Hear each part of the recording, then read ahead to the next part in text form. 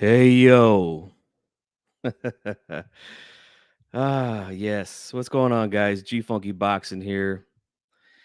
Um want to talk about Scott Hall.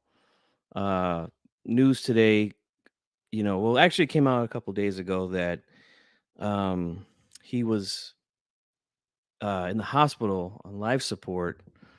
Um he was going in for well, I guess he had a hip replacement surgery, and during surgery he suffered two heart attacks and was on life support. I read that late last night. I get up early this morning and I see Scott Hall. I mean, I'm sorry, not Scott Hall. Kevin Nash, who was a really good friend to Scott Hall, uh, say that the family is basically waiting for the rest of his family to kind of gather and say their final farewells to Scott Hall before they proceed to take him off of life support. So yeah, man, this is a big loss in the pro wrestling world. For a lot of you out there who are new to my channel, I am a big pro wrestling fan. I don't really watch too much today like I used to as a younger man. What's going on, Remy, Fotex? Thanks for being here, guys. Uh, but let me tell you something, man. For those of you who are young pro wrestling fans, who are new to wrestling or just, like I said, just young, the time period that this guy busted out on the scenes at WWF at the time, which is now WWE. And I tried to capture everything in one photo. You see him here in the Razor Ramon character. And then when he went over to WCW, he went by his real name, which was Scott Hall. He was a founding member of the New World Order, which is the NWO, which is why I put the logo there. So I try to capture everything. Now I know that there's some guys that are older than me that remember him back when he was in AWA and back in the territory days. Um, been around since '99. Okay, yeah, he was big, man. Early '90s, all through the '90s, he was big. But yeah, there was territories in wrestling. He was in one of the last territories that was out there until um, WWF and basically Jim Crockett Promotions, which was turned into WCW after Turner purchased um, Jim Crockett Promotions. They were basically like the one and two in wrestling. There was no more territories. So when he busted out on the scene in '92, I believe, is when he came to WWF. Let me just say this, man. First of all, the name Razor Ramon, the character was really, really creative and very unique, especially at the time, this time period of wrestling, pro wrestling. Uh, you see the flamboyancy that he had, the gold chains, the slick back hair, the toothpick, the rings, and all that stuff. The vignettes that he was doing before he even wrestled were just classic. He was driving around Miami in the drop top Eldorado Cadillac '84. What's funny is I had an '84 Cadillac myself, Eldorado, when I was in my early 20s. But the thing is this, like, first of all, I had a cousin named Ramon, so automatically he became Razor Ramon to all of us. But growing up in the hood and in the environment I grew up in, like I was around gangsters, I was around drug dealers, and that's what he was portraying. He was portraying Scarface, which is something that was not like you did not expect to see something like that in wrestling at the time. There were still a lot of like cartoonish characters that were around in wrestling at that time, and to have a guy with this Cuban accent with the gold chains driving around the Cadillacs, like a drug dealer in the hood, man. Like it was like wow, like I've seen all the movies, the Scarface, all the mafia movies, all the gangster flicks, so like naturally you know, we were attracted to this character of Razor Ramon, and I remember Howard Finkel's the way he would announce him, Razor Ramon. Cholo Trucker says, "Long live the bad guy." Absolutely, man. The bad guy oozing machismo. Who remembers that? They would say that oozing machismo. He would say that about himself. Like I said, just a very unique character, and even his style of wrestling was a little bit different from anybody at that time. There was moves that he did, especially his finisher, which was the Razor's Edge, which was something that I had never seen before. And I grew up watching wrestling all through my childhood in the 80s and the 90s. I had never seen anybody execute a move like that where, you pick them up and lift them by their arms, over your shoulders and then boom, drop them down. Like it was a really cool finishing move. And like I said, the whole character was slick, man.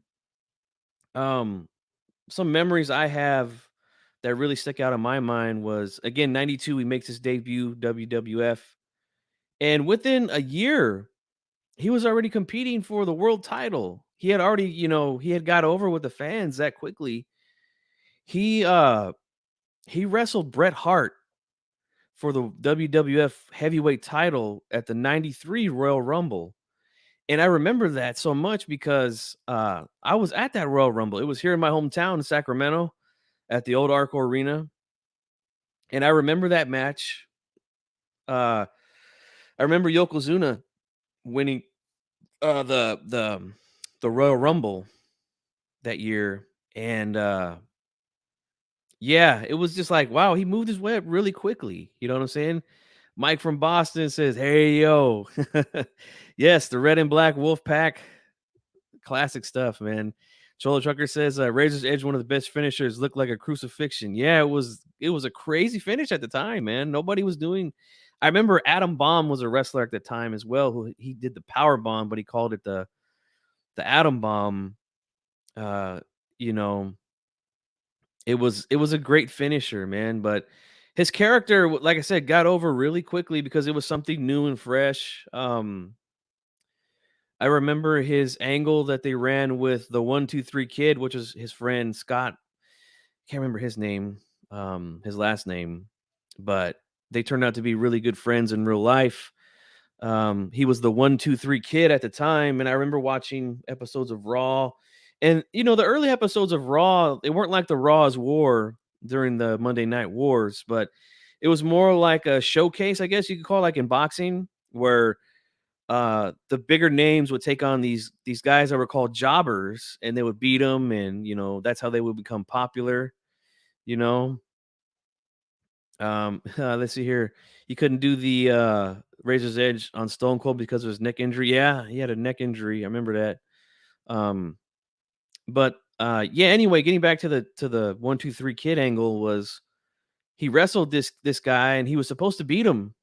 It was supposed to be just like a regular match, like we had always seen. But out of nowhere, the 1-2-3 Kid pulls off the upset, and then it turned into a rival. They had another match, and the 1-2-3 Kid became a superstar out of that angle. He did become the Intercontinental Champion. Never was the World Heavyweight Champion anywhere he was at. In WCW, he, with the Outsiders, he was the tag team champions was Kevin Nash. Yeah, Razor Ramon. You say you remember that match? Yeah, man, that was a crazy match. Um, so yeah, his character was really, really good, man. He's been a part of some really famous moments in pro wrestling that kind of shifted things for forever. Like I said, the drug dealer Scarface character was something very revolutionary in wrestling at the time. The only person I remember to come close to stuff like that was like a Ric Flair, where he was flashy, flamboyant, dressed like a drug dealer, riding around in limousines with the women and stuff like that. Like say he was driving around in the drop top caddy. Um, but he was a part of another situation when his contract was up in '96. He got a really sweet deal from Turner, WCW at the time, him and his partner Kevin Nash, and they were part of a group called the Click that was a backstage name for Scott Hall, Kevin Nash, Hunter Hearst Helmsley, 123 Kid, and Shawn Michaels. They called themselves the Click. That's where the whole sign, the NWO sign, came from. They were part of that. Yeah, the ladder match was. That's another infamous moment there, Cholo Trucker. The ladder match was again something we hadn't seen at the time, especially in WWF. Great match. Goes down in history. It's up there with as far as like intercontinental title matches in WrestleMania history. It's up there. People rank it right behind Randy Savage and Ricky Steamboat WrestleMania 3, which is a all-time classic intercontinental championship.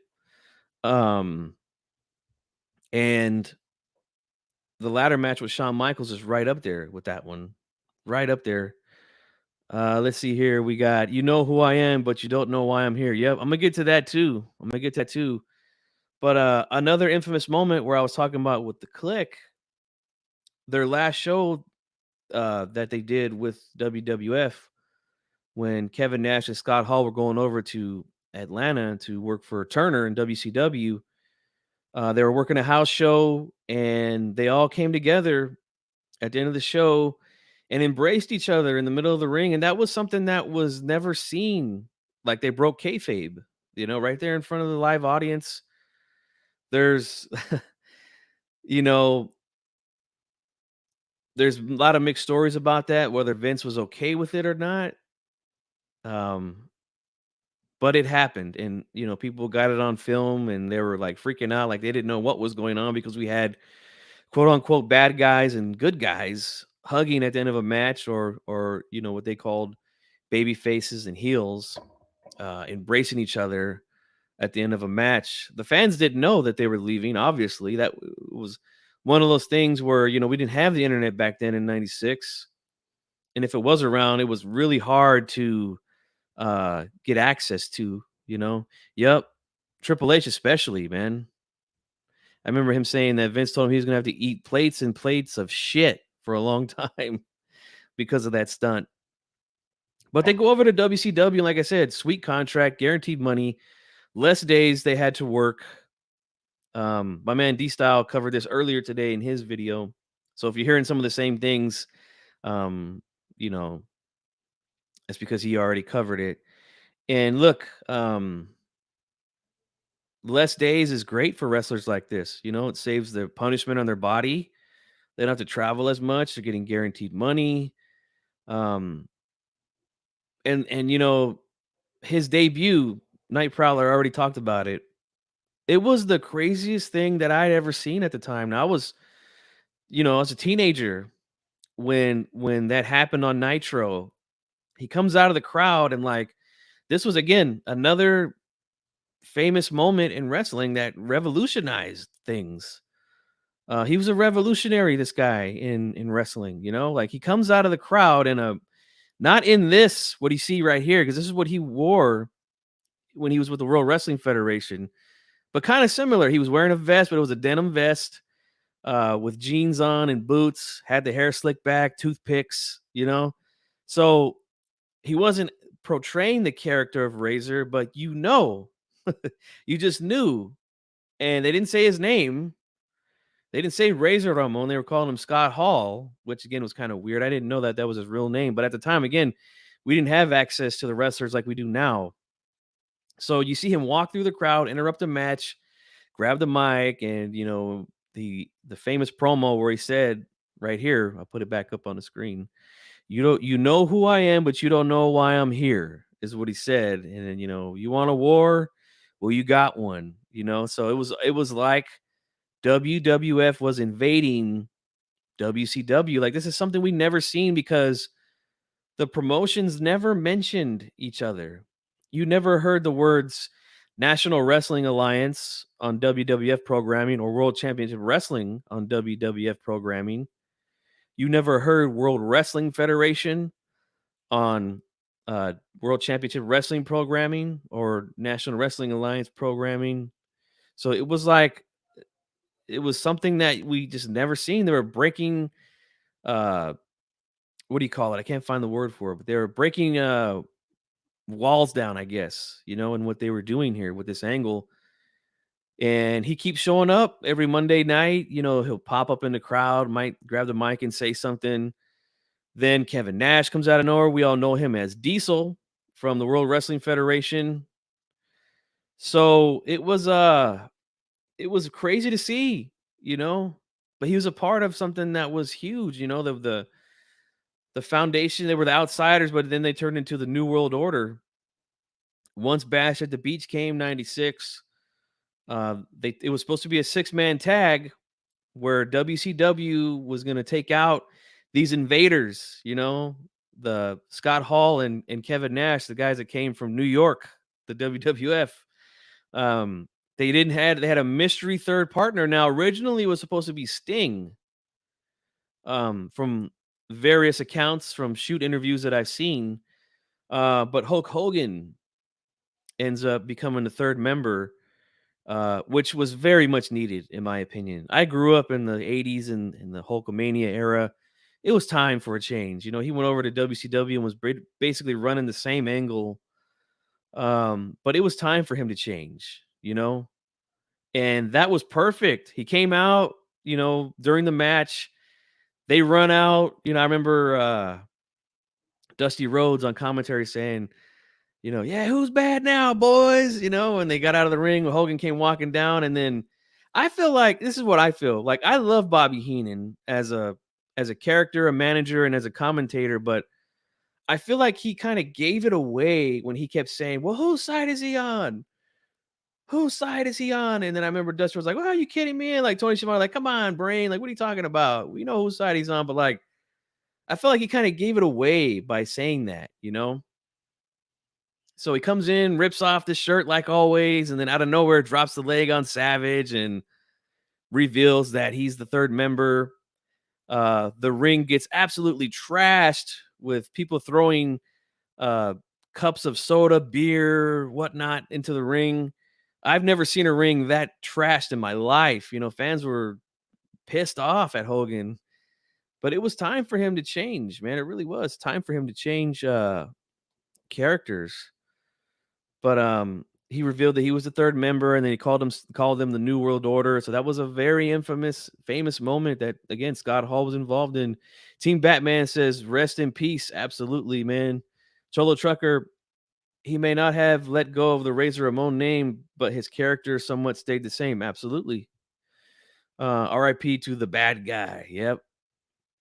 Um, Another thing that was so cool about Scott Hall was that, he kept up with the times, man. Like, think about it like this, man.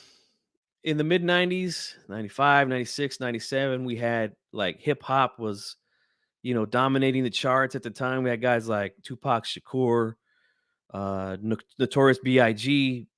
These guys were like ruling the charts as far as music, and they were very trendy. So these guys were coming out and they were dressing like thugs, like gang members. Everyone was wearing the shirts. Scott Hall sometimes would wear the bandanas tied around his head, almost like a Tupac in a way. Kevin Nash as well. They would say little things, like hip hop lingo.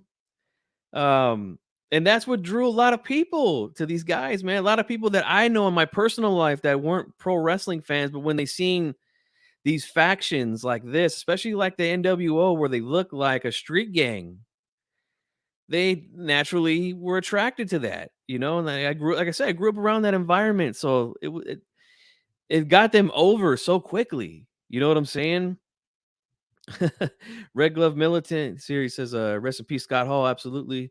The early heel version of The Rock was influenced by Razor Ramon. Yep, sure was. Sure was. I see. I was recently watching videos about him, so when I saw the news, I was like, yeah, it's crazy, man, crazy. Um, but that's what drew a lot of people. Again, they're throwing up signs.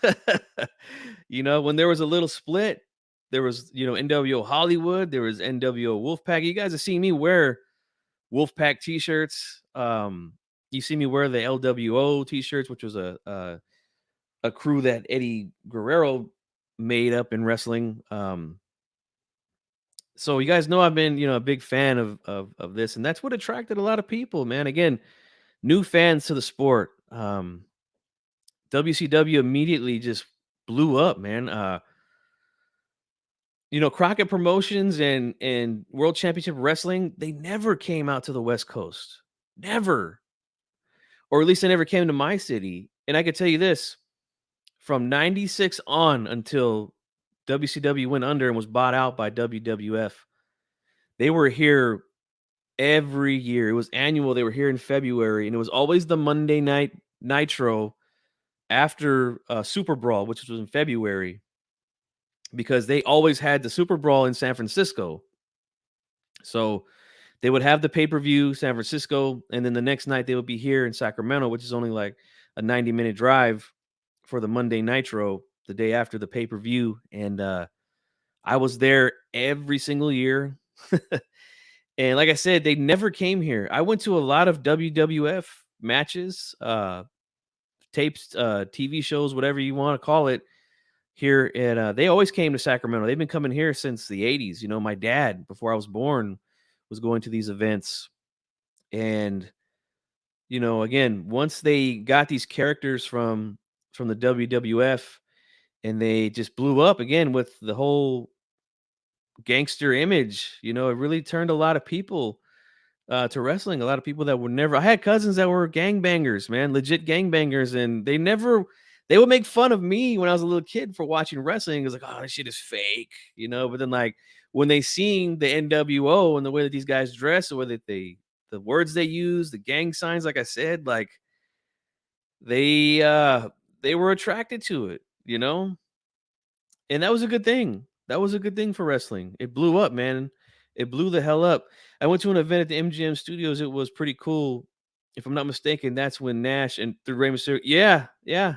That was another infamous moment. HCP Network, my boy D Styles here says the bad guy. Absolutely. Absolutely, man. I remember they were running an angle with Scott, which is kind of sad. Like, I didn't realize this until I started watching a lot of shoot interviews, but he was having problems with alcohol, drugs. A lot of wrestlers, not just him. A lot of wrestlers, we know they took prescription pills for the pain from crashing into each other, slamming each other on the mats every night. Obviously, there's drinking involved, steroids, stuff like that. So, you know, he was having a real issue with that. I remember they ran an angle where they were asking him to get help and stuff like that. Like, at the time, I kind of felt like, wow, what is this? But then, like, I realized what they were doing once I listened to guys like Eric Bischoff and Kevin Nash and other people who were in charge of booking WCW at the time. We're talking about it. Um, yep. So yeah, Scott Hall, man, he was a like I said, a revolutionary, a trendsetter as far as wrestling goes, pro wrestling, with his image. Again, the Scarface gimmick, the accent. And like I said, just keeping up with the times too, man. I forgot who it was I was listening to do a shoot interview where they were like, I just thought it was hilarious how we had all these guys in their mid 30s and early 40s acting like gangbangers now on pro wrestling programs. But like I said, it was cool, man. Like, I remember when the Wolfpack broke away and there was two NWOs, like, their music was hip hop. It was influenced by a song called "Burn" by a group called Militia, and it sounds exactly like it. You can tell that's where they got it from, the influence for that song. Uh, I mean, Conan was coming out dressed like a cholo, came out with the orale, and all that shit. So, like, these guys were so over with the young crowd, man, just way over the top with the fans, and it was a great time for wrestling. He was a big part of that, a huge part of that, of wrestling becoming what it was at the time, you know? Um, Unfortunately for him, he was a part of another bad situation in wrestling, or famous situation, I should say, which wasn't for the better, it was for the worse, in my opinion, was the plane ride from hell. A lot of stuff happened on that plane ride. From my understanding, from what I heard from on the Dark Side of the Ring special that he took. I believe it was like some sort of uh, sedative or something with alcohol, and it's supposed to like knock you out. Like he was out of it. Like um, I think that was when they released him, and he had to get some help for his addiction. And then I remember seeing another documentary about it was on ESPN where some independent booker like booked him for a show, but he was like in the hospital, and then they still allowed him to go out there, and like he could barely walk, he could barely punch, and like, but because he was a name, and I guess maybe he needed some money, I don't know. He was out there, and he shouldn't have been out there. You know, he shouldn't have been out there, but unfortunately he did, and that was a not a not a good image to see Scott Hall.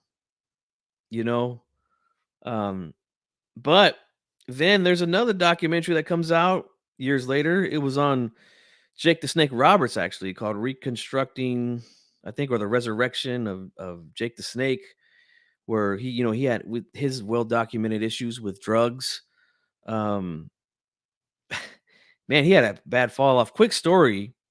I remember he was in an independent promotion and he came out here to Sacramento. He wrestled, I believe it was Bam Bam Bigelow in the main event. And like he came out and like I hadn't seen Jake the Snake in years, probably like 5, 6 years. He wasn't on TV. Like who knows what he was doing. I guess at the time he was rolling around with these independent promotions. And this was really sad to see. I remember him, he came out, he had the snake still, but like the dude was like completely out of shape, had a huge beer belly, um, literally wrestled Bam Bam Bigelow in sweatpants and like white Nikes, bro. Like shit was like sad, you know? It was sad to see, but I didn't know he was on drugs until I seen the Beyond the Mat documentary and all that. But again, Jake the Snake, like Scott Hall, they both had their issues with drug and alcohol abuse. And Diamond Dallas Page is a guy who reached out to both of these dudes and helped them get clean, get back on the right track. And I was like, yeah, that's cool, man. And we see Scott Hall come back, they induct him into the Hall of Fame. And his career kind of came full circle, through all the bullshit and all the bad times, all the good times that he had early in his career and his runs and in the big promotions. And really sad to hear this news, really, really sad to hear this news. Um, let's see here. What is sad is Scott Hall is considered old for a wrestler, and he's in his 60s. Yeah, he's the same age as my parents. Team Batman. I seen something today. Guys talking about how in school there was NWO in my primary school, aka elementary school. Was DX. I was HBK. Good times remind me how child. Yep, there was a lot of people. I mean, I was going to school with my NWO T-shirts and stuff like that, man. And like I said, it was like it fit right in with the colors. The Wolf Pack fit right in with the colors of my neighborhood. They talked about having title matches between kids in the neighborhood and taking the titles home. Yeah, yeah, we should do the same shit. Wrestle in the backyard with my friends and stuff. It's good times, man. Who here is old enough to remember when Scott Hall was in AWA with the cowboy gimmick? I'm old enough, but I didn't see that. Like my dad used to have tapes in the 80s and stuff. And like I remember watching AWA and seeing guys like Kurt Hennig, a few other guys that I remember that made the jump over to WWF. I remember Wildfire, Tom, what's his name? Tommy Rich was there. Rick Rude was there. There was a lot of people that were there, man. Uh, Page and Hall's manager in WCW when Diamond was a Diamond Stud. Yeah. Bronco Buster. What about Rakishi's move? Yeah. In the ring, let's see. Backyard wrestling, tables, chairs, barbed wire. Yeah, it was crazy. We never did none of that, but we did wrestle and stuff like that because wrestling was the thing, man, at the time. It was huge, guys. It was huge during this period. They were doing huge numbers, huge ratings. And it's sad to see that it's not like that anymore. It's starting to get a little more interesting with the emergence of AEW, and they're starting to do good numbers. They're starting to compete with WWE, and that's a good thing. That's always a good thing because I think it makes the writers and the wrestlers, step things up to make it better for the fans. Let's see, I didn't see that either. I was born in '85. My first time seeing Scott was as Razor Ramon. Yeah, me too. Me too. Let's see. I used to put my little cousins in the Razor's Edge. Yeah, that was a great move. Great finisher. Pinfalls anywhere. Match. Me and my cousin fighting all around. The arena wrestling was crazy back then. So yeah, it was unbelievable how popular wrestling was at the time. Yep, that's exactly what it was like, man. And it was unlike anything I'd ever seen at the time. I remember Scott Hall back in the day, tag team with Kurt Hennig. Yeah, that was in the AWA days. Well, Vern Gagne was the promoter of that territory, and they were one of the last territories to hang on until, like I said, Crockett Promotions or Turner WCW, and then WWF took over the territories. But yeah, those are some of my memories of Scott Hall and his character, and he was a big part of turning wrestling into what it became was just a phenomenon, a huge phenomenon in the mid to late 90s all the way into the early 2000s. It was crazy, man. Yep, he I talked about that a little earlier, Jason. Yeah. 14 million people were watching. Yep, they were outdoing Monday Night Football, man, on Monday nights. They were outdoing Monday Night Football. The night that Goldberg the night that Goldberg became the WCW heavyweight champion, and he was also the United States champion. He wrestled Scott Hall that same night before he wrestled Hulk Hogan for the belt. So again, another big moment that Scott Hall was involved in. He was a good worker too, man, and he didn't care about being the champion. I always remember hearing him say that, like, I just want to make money. And that's really what it's all about because it's not a competition. It's entertainment. So, he wanted to get paid, and that's what he did, man. He got paid. The Diamond Stud was really just an earlier version of the Razor Ramon character. I remember that character, man. Yeah. You know who I am? Yep. Talked about that a little bit earlier. I had the opportunity to meet several wrestlers while deployed. Million Dollar Man, DDP, among others. Them dudes are hella strong. Had the opportunity to work out with some. Wow. Yeah, I can imagine. My dad worked out in the gym with some of these guys back in the 80s. Iron Sheik and a few other guys that, like I said, WWF used to come here. Crockett Promotions and WCW never came out here until, the NWO put them on the map nationwide. But like they would come to the Gold's Gym, the locals Gold Gym here when they would wrestle and come work out in the mornings and stuff. And my dad used to work out at that same gym back in the 80s. When WCW went out of business, they were doing like 4 times the viewers the WWE does now. Yeah, it's a shame. It's a shame. Then Vatos be bench pressing 5 plates on each side. Yeah. I can imagine, man, working out with those dudes. Him and Macho Man are my favorite wrestlers. Macho Man was badass. Yep. Savage too, man. Savage too, another legend. And I'm gonna wrap this up, guys. I was gonna do this later tonight, but it just, it's getting hard to find time now to do the lives and stuff. So I figured I had some time right now. I'll do it. And I just want to say this in closing, man. Um, Scott Hall is gonna be like his name is like written in the stone with some of the best wrestlers and guys to put wrestling. I mean, just on a place where it was never before. Some people say the '80s were the golden era, and they were doing huge numbers in the '80s, huge numbers with the beginning of like cable and stuff like that.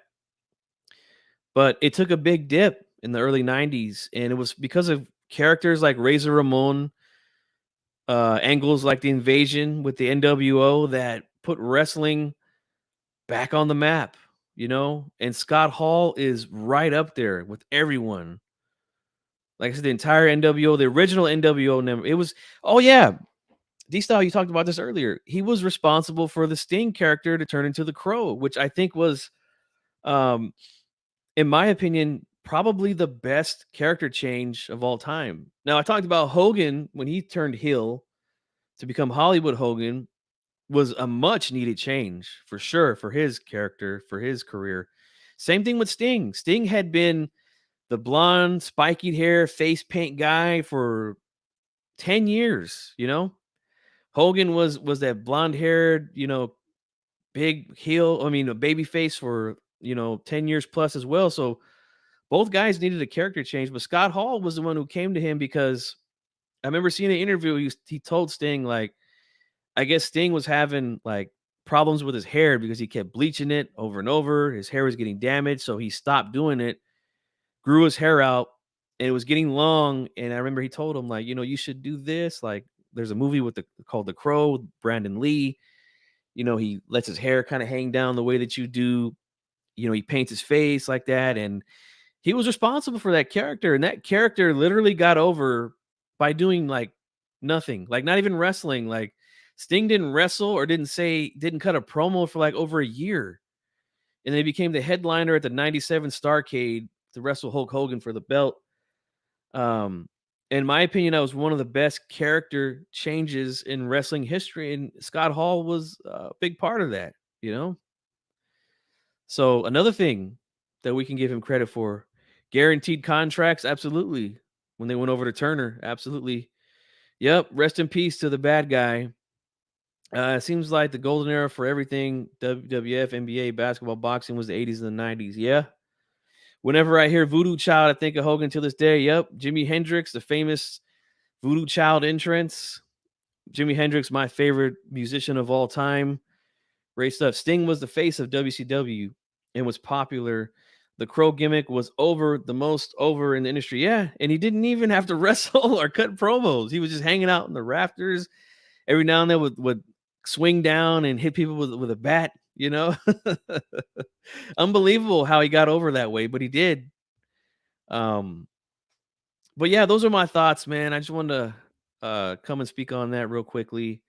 Actually, went little bit longer than I expected, but stuff starts to pop in your head or whatever. But like I said, man, rest in peace to Scott Hall, aka the bad guy, NWO for life, and you're gonna be up there considered the one of the greatest of all time to do it. Um, so rest in peace, Chico. Forever oozing machismo. All right. This is G Funky Boxing, guys, and I'm out.